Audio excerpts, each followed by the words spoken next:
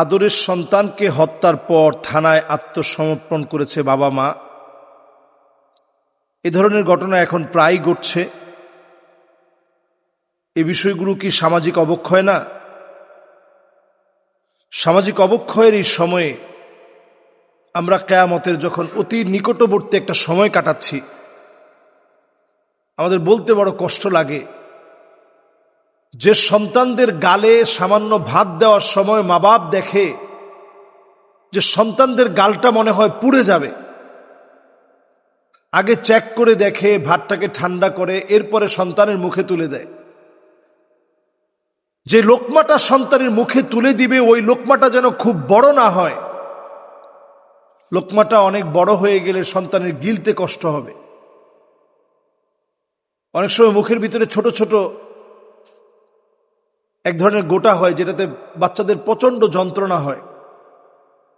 এরপরে হলুদ হলুদ বড়ি পাওয়া যায়, ওগুলো খেলে ঠিক হয়ে যায়। রিবোফ্লাভিন, রিবোসন এই জাতীয় ট্যাবলেটগুলো খেলে ঠিক হয়ে যায়। ভিটামিন জনিত সমস্যার কারণে হয়ে থাকে।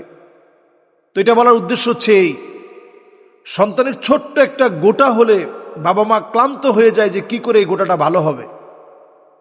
জ্বর হলে একটু পরে পরে মেপে মেপে দেখে যে জ্বরটা কতটুকু হলো, জ্বর বেড়ে গেল কিনা, এখনই সন্তানকে ঔষধ খাওয়াতে হবে, এখনই সন্তানকে ডোজ দিতে হবে।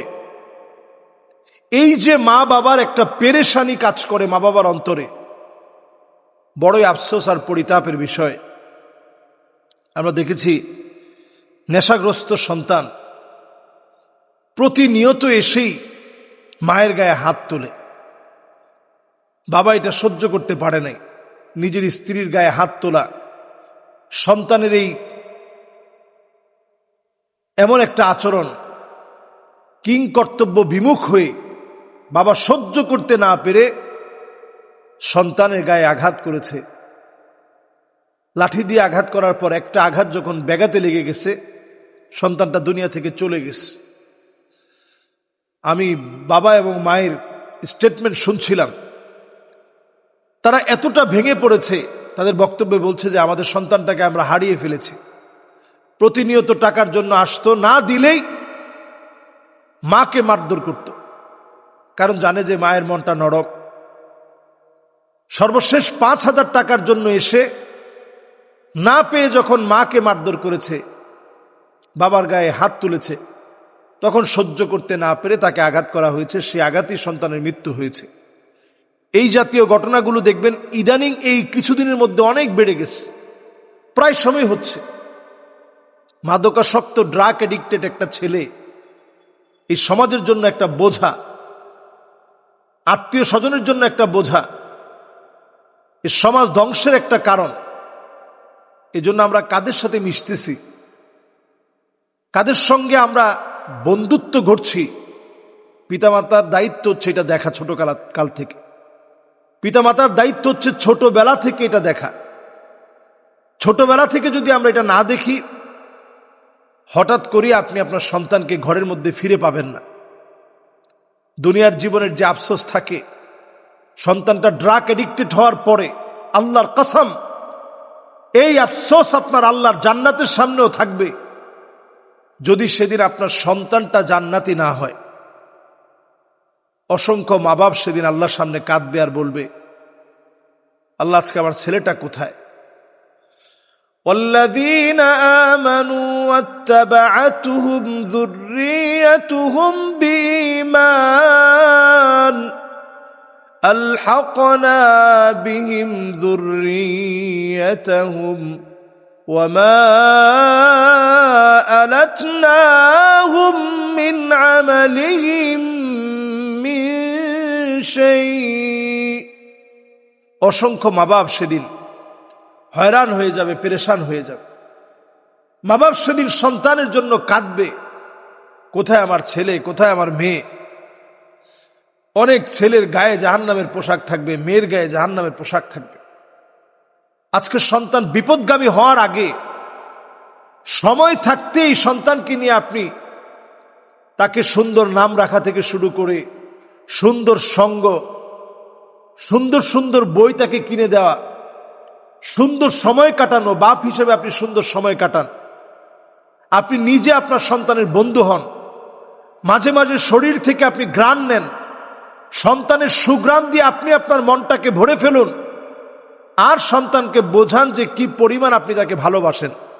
লোকমান আলাইহিস সালাতু ওয়াস সালাম তার স্বীয় সন্তানকে ডেকে বলছিল, ইয়া বুনাইয়া লা তুশরিক বিল্লাহ ইন্নাশ শিরকা লাযুলমুন আযীম।